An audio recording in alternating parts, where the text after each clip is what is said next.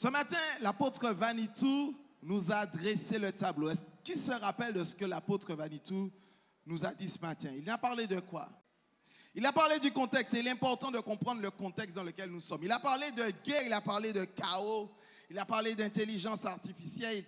Il a parlé de toutes ces choses que la science et l'intelligence humaine amènent comme amélioration apparente, mais qui apportent aussi son lot de problèmes. Et il nous a dit que nous, chrétiens, nous sommes aujourd'hui la cible. Pourquoi? Parce que nous représentons, nous sommes une force. Est-ce que tu es conscient que tu es une force dans la nation? Tu peux être une force, mais si tu n'en es pas conscient, tu n'exerces aucune autorité.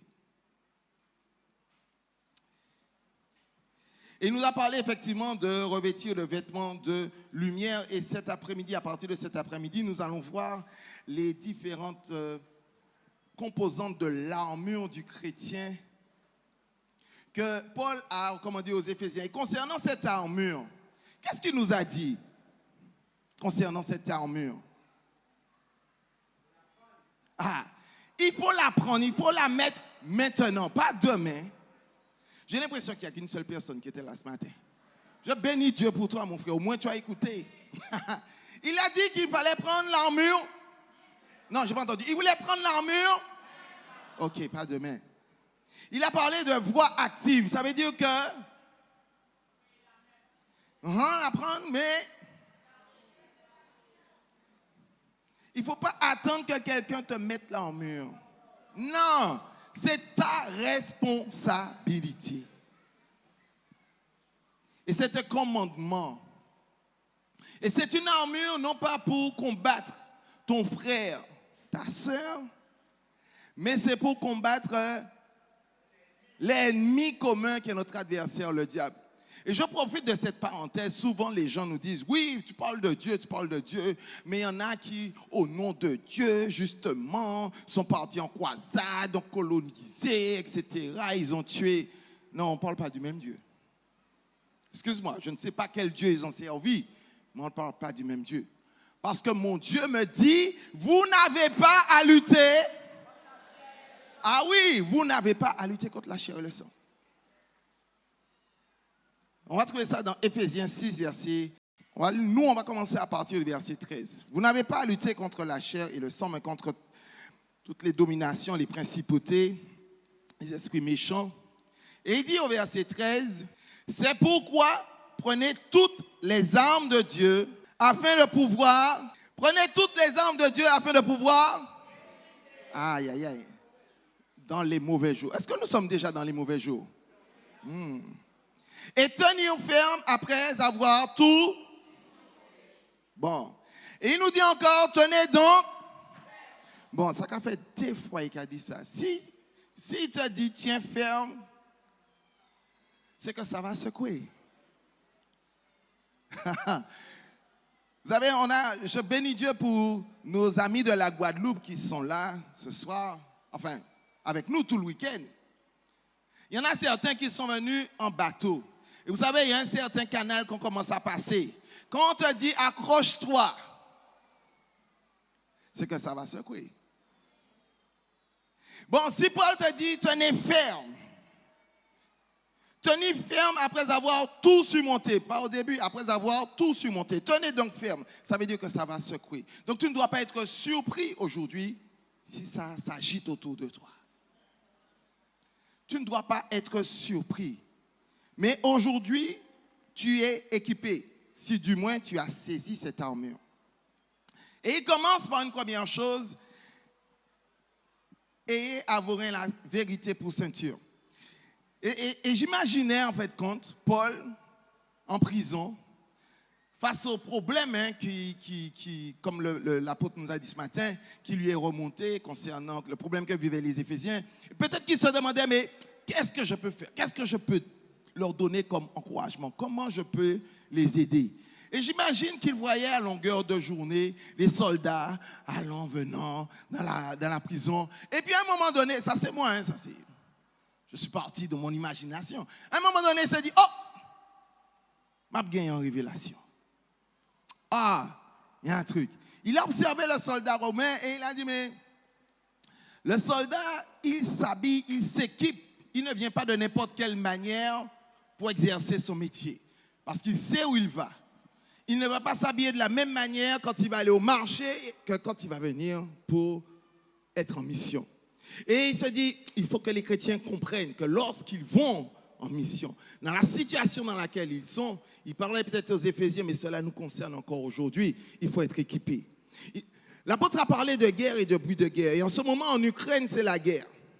Et il y a des reporters qui sont en Ukraine. Et quand vous les voyez, est-ce que vous les voyez en costume, cravate, talons, gilet pare-balles, casque? Là, pas ni maquillage. Hein? Parce que pourquoi on est en zone de... Aujourd'hui, on est en zone de guerre. Et c'est quand même étrange de voir que certains encore d'entre nous, nous sommes en sandales Bermuda. Oui, on est en touriste. Sandales Bermuda, casquette, lunettes de soleil, en zone de guerre. Non, il est important pour nous de nous revêtir des vêtements qui vont nous aider dans cette saison. Et le verset, c'est pour ça que le verset 13 commence par « c'est pourquoi ». À cause de cela, il est important que nous puissions être revêtus des armes spirituelles. Et il commence par la ceinture. Premier élément donc dont doit se revêtir le chrétien enrôlé dans l'armée céleste. C'était le premier élément que le soldat romain mettait lorsqu'il mettait son équipement. Il commençait par la ceinture. Et Paul a dit, ok, à cette ceinture, je vais associer un élément important, la vérité. Ça veut dire que nous, en tant que chrétiens, le premier élément dont on doit se revêtir, c'est la ceinture de vérité. Je me suis dit, mais pourquoi ce premier élément?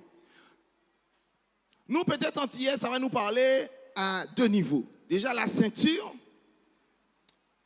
quand tu vas faire une activité ardue, qu'est-ce qu'on t'a dit?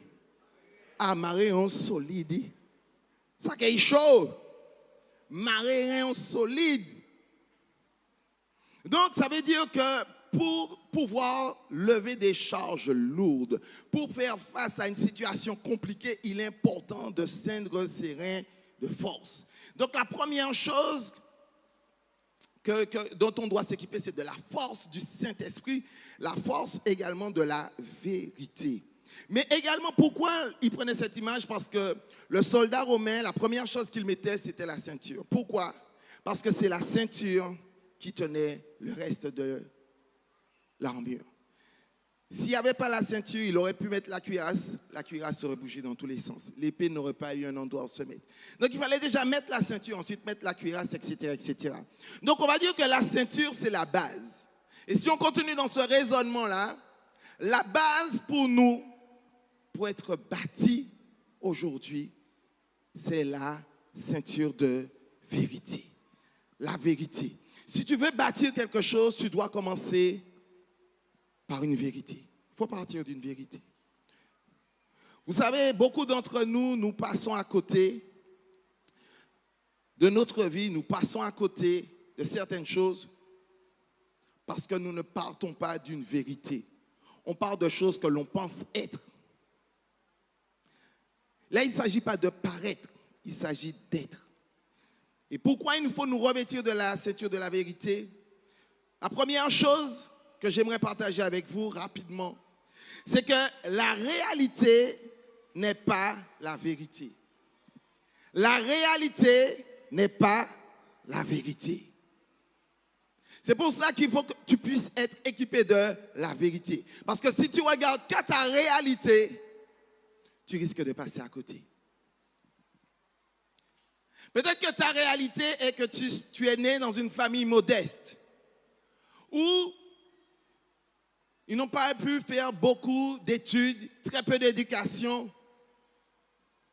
Et tu te dis que comme ça, c'est ton contexte, c'est ta réalité, et que toi-même, tu ne comprends pas pourquoi on te dit que racine carrée de 42, ça fait je ne sais pas quoi. Tu te dis, eh ben, c'est normal, de toutes les façons, dans ma famille, ils n'ont pas fait beaucoup d'études, donc je ne suis pas quelqu'un d'intelligent. Ça, c'est une réalité. Dans ta famille, peut-être qu'ils n'ont pas fait beaucoup d'études. Mais la vérité, c'est que Dieu est capable de te donner l'intelligence supérieure. La vérité est que Dieu est capable de te donner l'intelligence supérieure, comme il a donné à Daniel. Vous allez voir ça dans Daniel chapitre 5, verset 12. Ta réalité est que peut-être jusqu'à présent, tu n'as pas toujours fait les bons choix pour ta vie. Tu n'as pas été toujours exemplaire. Et tu te dis que, bon, de toutes les façons, c'est fini pour moi. Ce n'est pas la peine. Je connais ma vie. J'étais un vaca pas bon. Pas bon même. Ça, c'est une réalité. Peut-être que tu as tué, volé, dérobé, égorgé. Peut-être. Mais la vérité, c'est que tu as de la valeur aux yeux de Dieu. Ok, toi qui as reçu cette parole-là, maintenant il faut que tu parles à ton âme, parce que des fois ton âme n'est pas d'accord avec ça. Parle à ton âme et dis, mon âme, je suis une créature merveilleuse. Mon âme, je suis une créature merveilleuse. Ça, c'est la vérité. Peut-être que ma réalité a été tout autre. Mais mon âme, laisse-moi t'expliquer quelque chose. J'ai de la valeur aux yeux de Dieu. Tu te rappelles du larron sur la croix? Jésus était entouré de gauche à gauche et à droite par des larrons. Et il y en a un qui s'est permis d'insulter. Il a dit, mais si tu es vraiment fils de Dieu, descends de la croix, sauve-toi toi-même et puis en passant, sauvez-nous, fais un bagaille pour nous. Et l'autre lui dit, mais hé, redescends. Ce qui nous arrive là, c'est normal, c'est notre réalité par rapport à tout ce qu'on a fait. C'est normal qu'on soit là. Mais il s'est dit, oh, s'il est possible, souviens-toi de moi quand tu seras. Et Jésus n'a pas regardé à la réalité, mais il a regardé à la vérité. Ce pourquoi il était venu, pour sauver les âmes. Si tu le reconnais comme Sauveur, Seigneur et Maître, aujourd'hui même, peut-être 5 secondes avant la mort. Ça, c'est la vérité. Si tu regardes à ta réalité, tu peux te condamner, t'auto-flageller et passer à côté.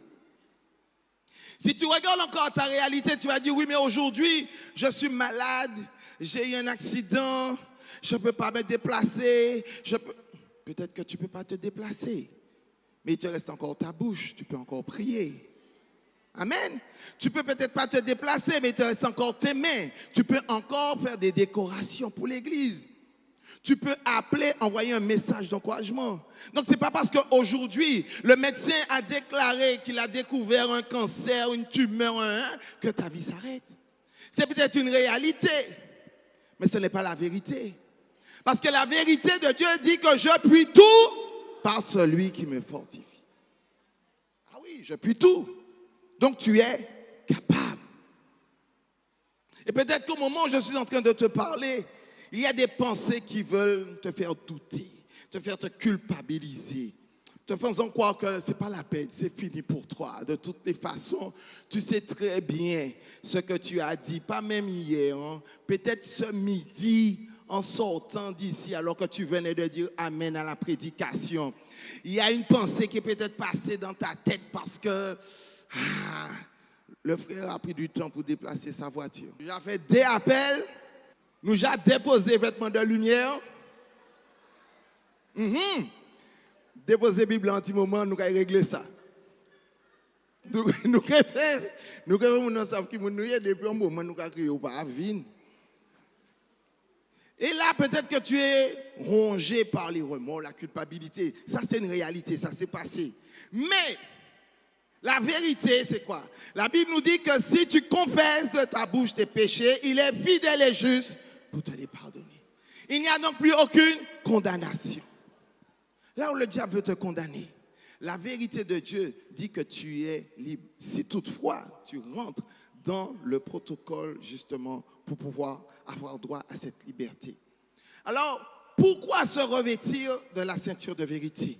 Premièrement, parce que la réalité n'est pas la vérité. Si tu te bases uniquement sur ta réalité et non pas sur la vérité de ce que Dieu dit de toi, tu risques de passer à côté. Tu risques de prendre des balles perdues. Tu risques d'abandonner trop tôt. tu risques de faire partie des vierges folles qui ne sont pas justement entrées avec l'époux.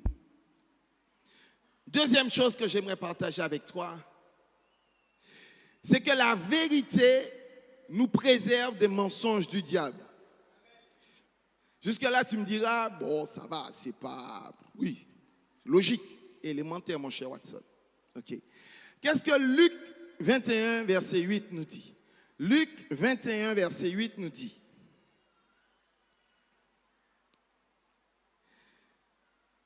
Prenez garde que vous ne soyez séduits. Car plusieurs viendront en mon nom disant, c'est moi et le temps approche, ne les suivez pas. Mon ami, si tu n'es pas ancré, enraciné sur la vérité, si tu n'as pas la ceinture de vérité, dans ce temps dans lequel nous sommes, beaucoup vont se lever, dire j'ai été envoyé, je suis Jésus, je suis ceci, je suis prophète, je suis archibishop. Venez, c'est la fin des temps.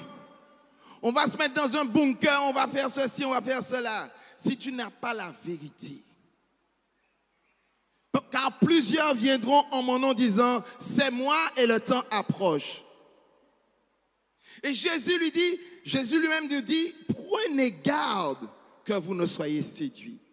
Si Jésus prend le temps de nous avertir, prenez garde. Ça veut dire qu'il y a une possibilité. Il avait essayé d'avertir Pierre. Il a dit, Pierre, Satan vous a réclamé pour vous cribler comme le froment, mais j'ai prié. Et là, je vais passer un moment difficile. Pierre a dit, non, Jésus, je suis ton gars sûr. Pierre, oui. À Pierre que tu parles là. Mais avant, il ne faut pas ça. Amen, non, mais Jésus. N'empêche que, au moment où il fallait compter sur Pierre, c'est 6 000 souliers à nos pieds. La plante de ses pieds que Jésus a vue, et encore.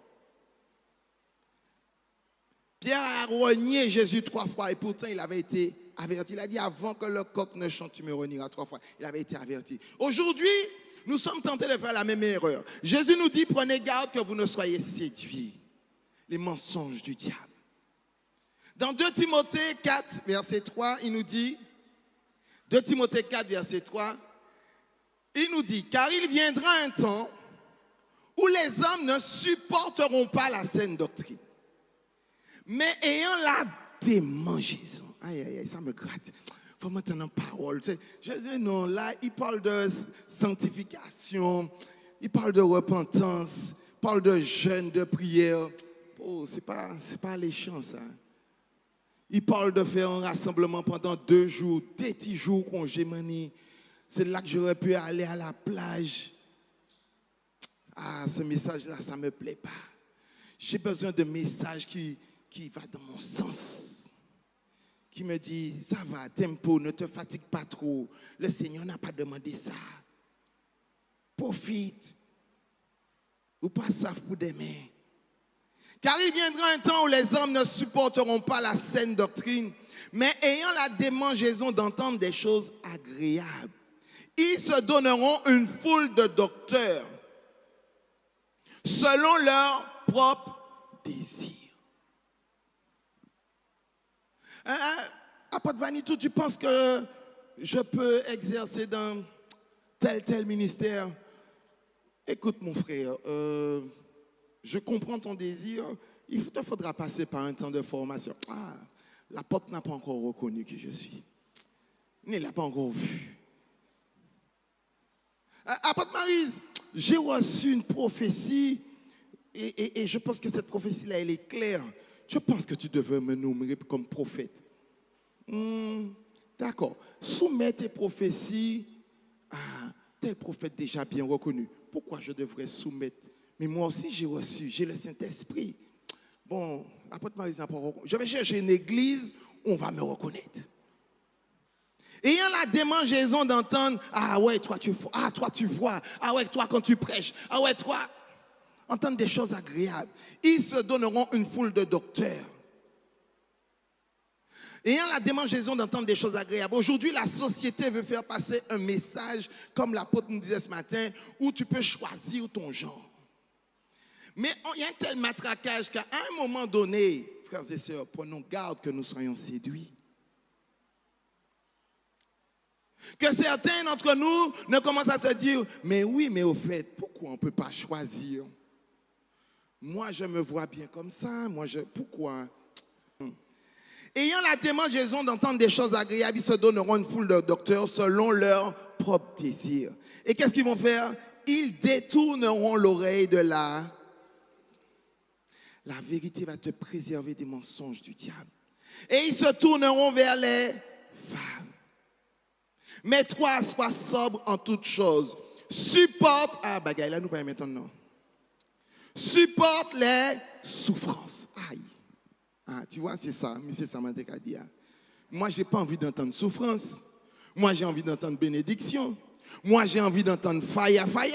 Moi, j'ai envie d'avoir un coup d'électricité sur moi. Tu me parles de souffrance. Supporte. La stratégie du diable, elle a été celle-là depuis le commencement, depuis le jardin d'Éden. C'est détourner l'homme de la vérité. Dieu a-t-il réellement dit? Et poussant chacun à avoir sa propre vérité. Mon frère, toi tu penses que c'est comme ça, mais moi aussi, j'ai réfléchi. Et je me suis dit, peut-être que c'est ça en fait. Parce que ça m'arrange plus. Et la société même nous pousse à avoir chacun sa vérité. Quand il te dit chacun peut choisir, c'est à ça à quoi il te pousse. Chacun choisit sa vérité. Tu veux être ça, ben sois ça. Tu veux te marier avec ton chien, eh bien, marie-toi avec ton chien. Où est le problème? C'est ta vérité. Pourquoi l'amour serait juste un homme et une femme? C'est toi qui choisis comment tu veux vivre ton amour. C'est ça le mensonge. Ce mensonge est en train d'infecter, de détruire notre société.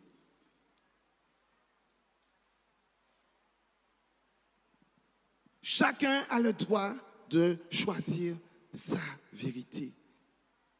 C'est ce que le diable veut inculquer. Et faisons attention que nous ne soyons pas séduits. Et pour ne pas être séduits, il faut que nous soyons ancrés, enracinés, que nous ayons à nos reins la ceinture de vérité. Et quelle est cette ceinture?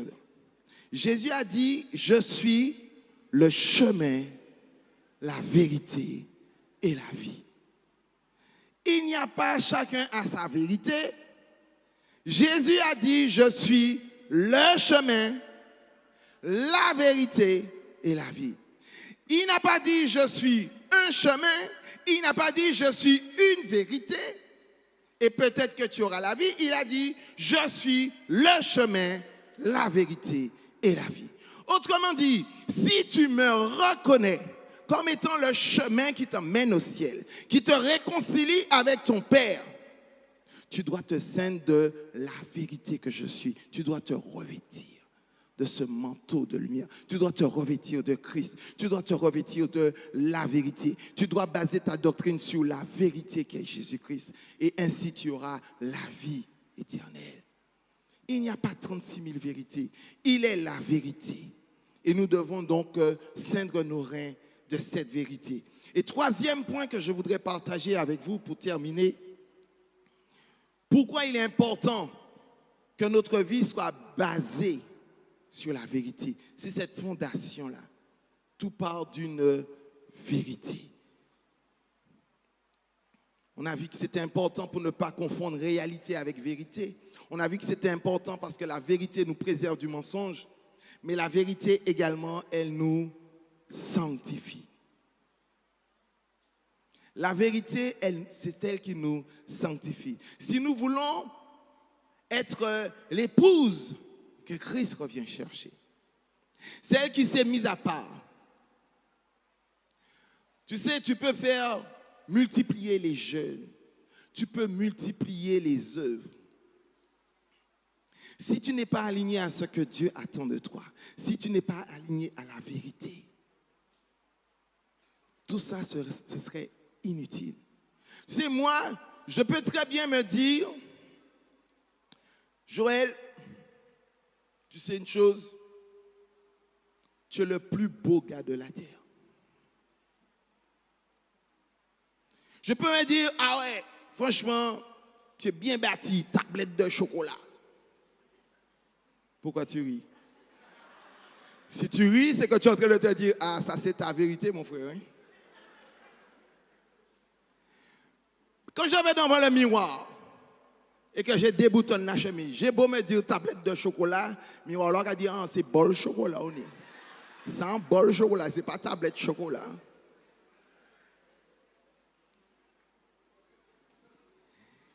Il faut justement cet élément qui te permet donc de rentrer dans la vérité et pas ce que toi tu penses.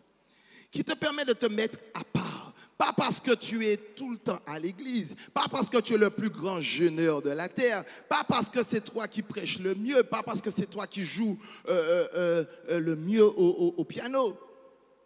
Tu peux être un très bon musicien, mais tu n'ouvres pas le ciel. Sanctifie-les par ta vérité, c'est ce que nous dit Jean 17, verset 17. À partir du verset 15, il dit, je ne te prie pas de les ôter du monde, mais de les préserver du mal. Ils ne sont pas du monde, mais comme moi je ne suis pas du monde, non, ils ne sont pas du monde comme moi je ne suis pas du monde. Sanctifie-les par ta vérité, ta parole est la vérité. Ça veut dire que nous devons nous ceindre de la parole de Dieu. Et la parole était Dieu, et la parole était avec Dieu, et la parole était donc Jésus-Christ. Aujourd'hui, nous devons nous revêtir de Christ. Si nous devons bâtir nos vies, si nous voulons être ces soldats qui vont résister dans les mauvais jours, la première chose que nous devons avoir, la première chose que nous devons faire, c'est bâtir notre vie sur Jésus-Christ. Nous revêtir de Christ, pas sur ce que je pense être vrai, pas sur ce que je pense être bon, mais sur ce que Jésus dit être vrai. Sanctifie, donc en grec c'est agiazo qui veut dire séparer des choses profanes et dédiées à Dieu. Dédié à Dieu. Et je crois que c'est là notre objectif. Si nous sommes là pendant ces 2 jours, nous avons mis à part ces 2 jours. On aurait pu faire tellement d'autres choses. Il y a tellement de programmes qui nous ont été proposés. Mais on a dit à Dieu, Seigneur, non, je ferme l'oreille à tous ces programmes. Je te donne 2 jours. Que ces 2 jours te soient bénéfiques. Mais pour qu'ils te soient bénéfiques, parle d'une vérité. Si tu ne parles pas d'une vérité, tu auras fait simplement 2 jours de rassemblement. Le Saint-Esprit va passer, va transformer les vies, va rafraîchir les vies. Et tu ne vas rien ressentir. Et tu vas vouloir accuser. Ah ouais, mais la louange, c'était pas ça. Oh, la prédication, je trouve qu'ils ont commencé à affaiblir. Hein. Et puis il faisait chaud. Et puis le repas, c'était pas bon. Tu vas trouver toutes sortes d'excuses. Mais en fait, compte, tu n'étais pas aligné. On ne commence pas une maison en mettant d'abord la porte, la fenêtre ou la toiture. Même si ni promotion, quand ça, mais vous pouvez acheter fenêtre là, mais mettez à ce côté. Tout le temps, vous pas fait fondation, quand là, vous ne pouvez pas mettre fenêtre. Tu veux déjà ressentir la puissance, le dynamisme. Tu veux que lorsque tu as mis ta main, la personne soit... Faites la fondation. La fondation. Et la fondation, c'est la vérité. Alors, frères et sœurs, mettons à nos reins la ceinture de vérité. Amen. Amen.